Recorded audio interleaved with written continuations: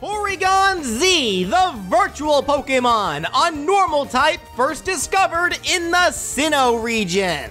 The Porygon line is the first ever man-made Pokemon, originally created with the intent of space travel. It's not going so well. Despite its original intended purpose being a ways away, the development scientists have broken through for Porygon have been extraordinary. Though it can't accomplish space travel yet, it is able to turn its body into pure data and travel through cyberspace. And with every new upgrade, it becomes much smarter, capable of learning new things on its own like a true living being. However, after scientists attempted to update Porygon for the purposes of extra-dimensional travel, something went wrong. An error in the software caused it to start behaving erratically, thus resulting in the Porygon project's final update, Porygon-Z. This Pokemon is highly unpredictable and should be approached with extreme caution, and that very same advice should be heeded if it were to ever join the ranks of Pokémon Unite.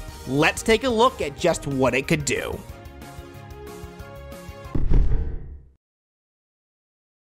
Porygon-Z I see best suited to the attacker role, dealing absurd amounts of damage, but it does fall into the definition of a glass cannon. It's very squishy. It begins matches as the original Porygon, then upgrades into Porygon-2 at level 5, then finally turns into Porygon-Z at level 9. Its ability can be Download. This is an ability that requires a keen amount of observation and understanding of your surroundings and for the ability itself to be able to take full advantage of it. When you land your boosted attack on a Pokemon from the opposing team, Porygon will get a download buff. This buff lasts until you use your boosted attack again, so if you can hit another opposing Pokemon with it, then the buff will reset. If you hit a wild Pokemon or nothing at all though, then you just lose the buff entirely. There are various kinds of download buffs, with the type you receive depending on what kind of Pokemon your boosted attack hits, with the defining factor being the target's Unite role. As such, there are specifically 5 versions of the download buff. If you hit an attacker, then the download buff will reduce the amount of damage that Porygon takes from ranged attacks. If you hit a defender, then all of Porygon's attacks will ignore shields. Hitting an all-rounder will increase Porygon's basic attack speed, hitting a speedster will increase Porygon's movement speed, and lastly, hitting a supporter will take a couple of seconds off of the natural cooldown of Porygon's 2 chosen moves. As you can see, each of Porygon's download buffs allow it to specifically counter whatever Pokemon role it's facing at that moment. This can make it scary when going up against it one-on-one, but in team fights, you will need to be a lot more tactical. Being aware of the environment and the Pokemon currently present is key here. You'll need to download the situation at hand and act accordingly.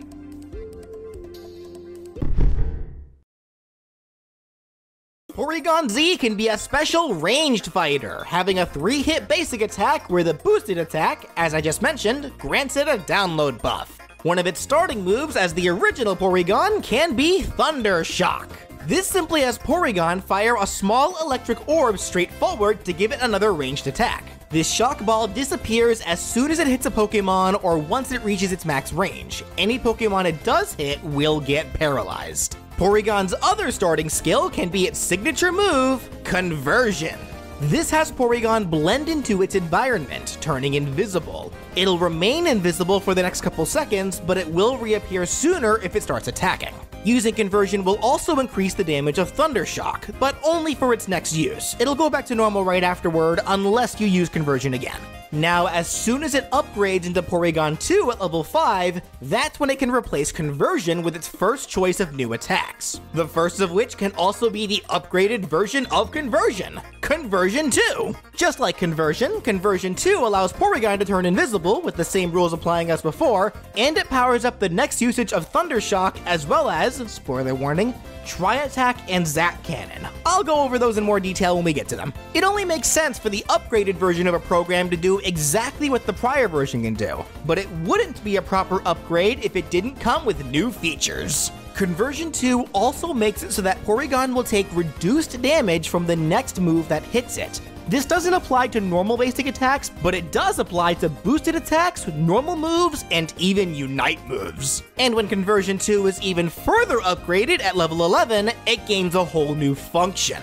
Using it will now activate Download, granting Porygon a download buff depending on the role of the last Pokémon from the opposing team that attacked it. The conversion buff is separate from the boosted buff, and they can be stacked together. And if you happen to stack two of the same kind of buff at once, then its effects are doubled. Though in the case of getting two download buffs from defenders, Porygon will then deal damage to health and shields at the same time. The conversion buff will last for a fixed yet generous amount of time, but it will reset or drop sooner if you use Conversion 2 again. Conversion overall is a great defensive option, but if you'd rather go more on the offensive, then Lock On would more than likely be your preferred choice. Lock On is a quick buff that changes Porygon's current offensive move from a ranged move into a sure hit move, guaranteeing that they hit their targets. Lock On lasts for an indefinite amount of time, but you are able to turn it off by using the move again.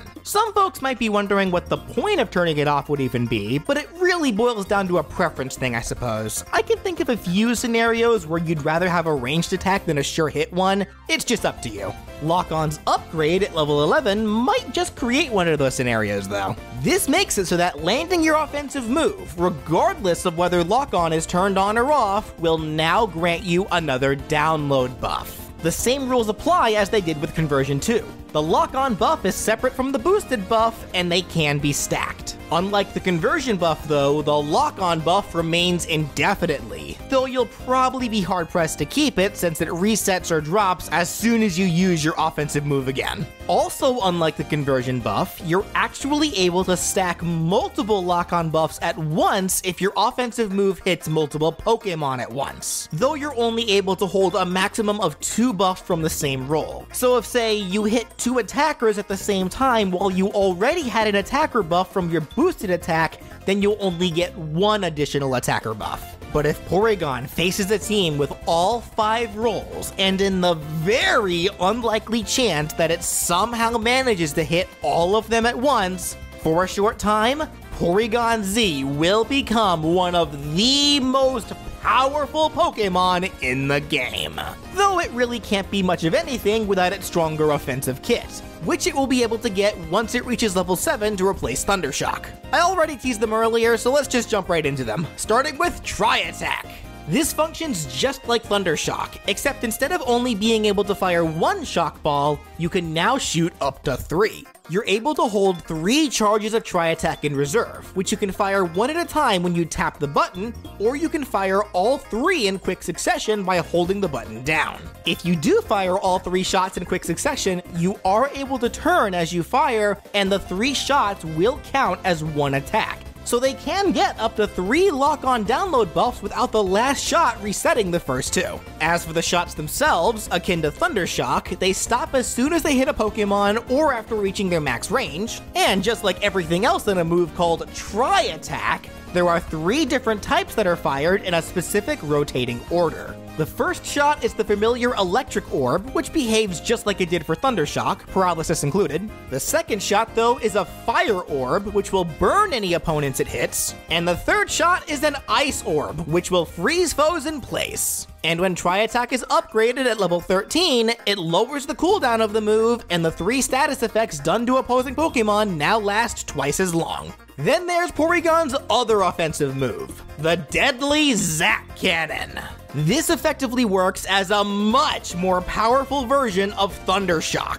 Porygon fires a large electric orb forward. It deals massive damage, has great range, it pierces through all Pokemon, and it explodes as soon as it reaches its peak. On top of that, it paralyzes all Pokemon that get hit by any part of it. A very simple but very effective move if used well, and it becomes even more dangerous at level 13 when it's upgraded, since that reduces its cooldown and increases its already absurd damage. So yeah, if you look up glass cannon in the dictionary, you're only gonna see a picture of Porygon-Z. It can't take too many hits, but it hits hard in return. Keep your distance, keep in mind who you're fighting so you can take advantage of the download buffs, and soon the battlefield will be just as empty as the space that Porygon dreams of one day visiting.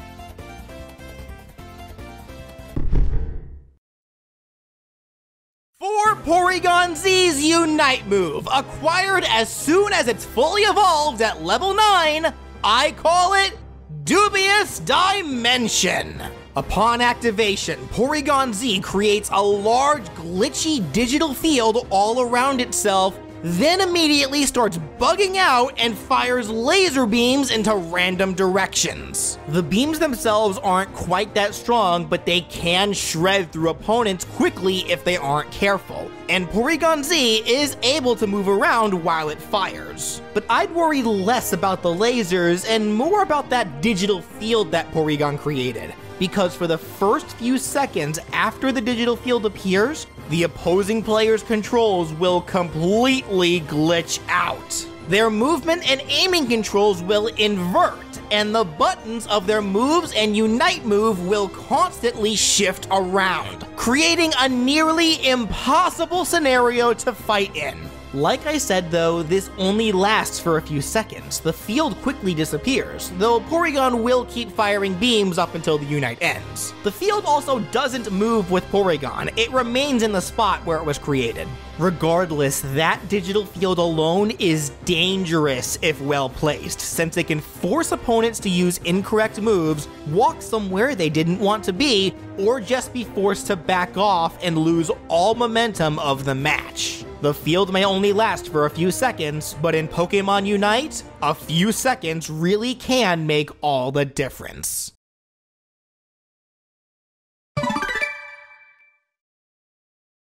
And that does it for What If Porygon-Z was in Pokémon Unite. So, if you have any Holowear ideas for Porygon-Z, any of the previous Pokemon I've made Unite movesets for, or even any Pokemon currently playable in Unite, share your ideas in the comments. Or, if you want to make your own art for your ideas, share that with me as well on Twitter with the hashtag WhatIfUnite. I'd love to see them, and I'd be more than happy to show off your art in the next episode, though please be sure to put your signature on them. In which case, if you enjoyed what you saw and would like to see even more Pokemon be given possible Unite movesets, be sure to subscribe. Also, be sure to go check out Krashy's channel. He's been a big help in developing these movesets, and he's been great with helping others improve their skills at Pokemon Unite. So definitely look him up if you want to increase your win rate. And if you want to support my channel, you can click the join button below the video, the one on my main page, or the link in the description to become a sponsor for my channel. Doing so will get you access to my Discord server, channel emotes, and so much more. And of course, if you have a character that you want to see be given a possible Unite moveset, leave a comment down below or contact me on Twitter at BrawlFan1 on Twit. I hope you all enjoyed, and thank you so much for watching!